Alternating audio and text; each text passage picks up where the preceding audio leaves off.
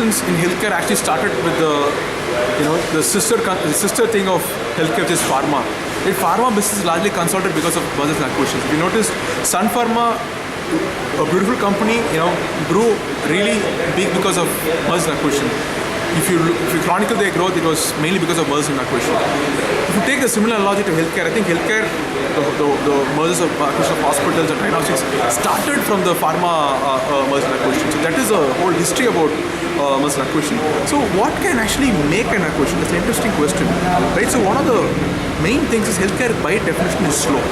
So for someone to scale faster, to explore inorganic growth, they need to acquire someone, in a specific field for them to grow. If you look at a Metropolis or something, Metropolis Labs grew because they went on acquiring companies, right? Of course, you need to acquire a company and then you should know how to turn around the company. If you can't, for Metropolis they acquired and they actually turned around the laboratory specialties. But if you can't turn it around, then you will be in a great problem. And healthcare, right? You need to put your heart, brain, and soul into it. It's not a business where you just need to put your brain and you can solve things. It needs more of passion because it's really slow.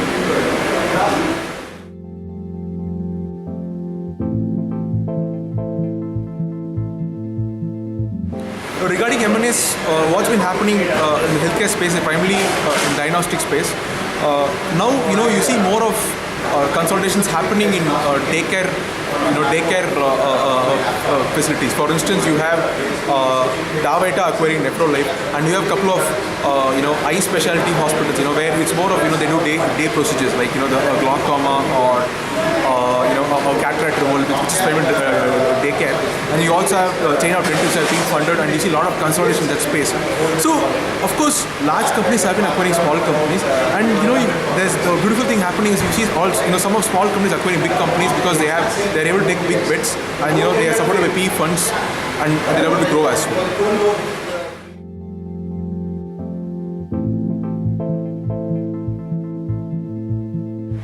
So we at iClick are actually looking at a couple of companies to acquire because if you look at, like I told, right, healthcare growth happens organically, and inorganically it can happen only when you acquire companies which has grown organically, right? So it's like you grow together. So we're looking at a couple of companies, and we see a lot of companies which are worthy to acquire. Of course, we need a lot of money to do that, and we are in talks with a couple of PE funds to do that.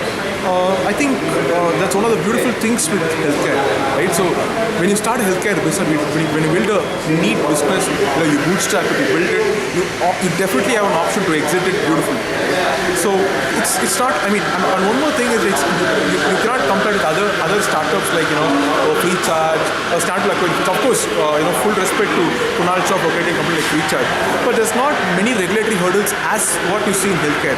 So that's why I say if someone wants to start up in healthcare, start slow, start small, okay, and build an organic business without circumventing regulatory hurdles. You will definitely have a great exit.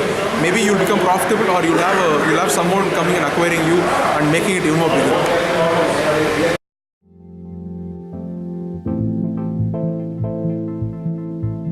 And if you look at the deals which happened in the last year, it was all fantastic, right? So you had Practo acquiring Insta Health, and you had Practo acquiring Quickwell, and you had Portia acquiring a couple of medical equipment manufacturers. It's largely growing, helping them to grow inorganically in a beautiful way. And also, if you look at acquisitions, which is acquisitions and mergers and acquisitions this year, it's not been as good as last year. It was largely because the PE funds are dry, and healthcare needs a more long-term focus, right? So I think going forward in the third and fourth quarters of this financial year, we'll be seeing a lot of M&As happening in the healthcare space. And one major concern about this field is the regulatory issues. So regulatory, how a particular company solves regulatory issues is also a make or break thing for the deal. So a lot of companies, we have been talking to a couple of companies, and you see, the regulatory things which have to be handled really well, it's not being done really well. One thing is, right, so when you acquire a company, people normally think about changing the company to the whole ideals of the company which you run currently. I don't think that has to be done, right? The team which has been already doing great, you acquire a company because it's been doing great things, right? Let it run in the way it was doing its business, right? It has to be a beautiful marriage, right? So it's like, you know, when two people marry, it's not like they change for each other. It's like they understand the differences and they understand what can be the pros and how can he grow. I think that's what that's how M&A should be looked at. It's like a beautiful marriage.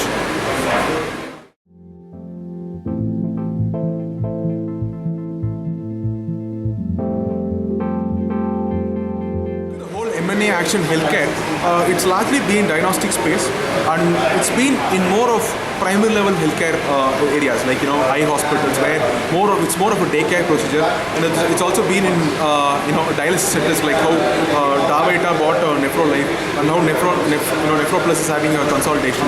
It's happening in more of a daycare industry because that's seen as a more scalable business. But you know, there's definitely business in tertiary care consolidations as well, right? More of that will happen soon. If you look at, you know, how an Apollo or Fortis is growing, you know, Fortis, you know, for instance, they bought a couple of hospitals and they're doing really well in a couple of hospitals, and a couple of hospitals they're making it better. I think I need to cut out the Fortis thing.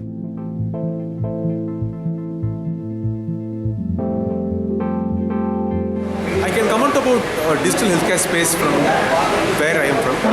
If you look at the deal size is typically between $5 million and $10 million. Of course, due diligence plays a huge role here, and for deals of this kind, you definitely need a third-party advisor to guide you, you know, because he would take care of the regulatory, you know, they'll have a regulatory team to look at what are the regulatory stuff which is being solved with the company and all those things. For instance, you know, you had a MAP advisory group. In fact, funding NetMeds is one of the largest online pharma companies in India, and they are probably going to become a unicorn soon. And you also have a couple of companies, you know, which are healthcare focused. You know, a couple of advisors who are healthcare focused, and they're doing a great job. One which comes to my name is O3 Capital here in Mumbai itself. Is it fine?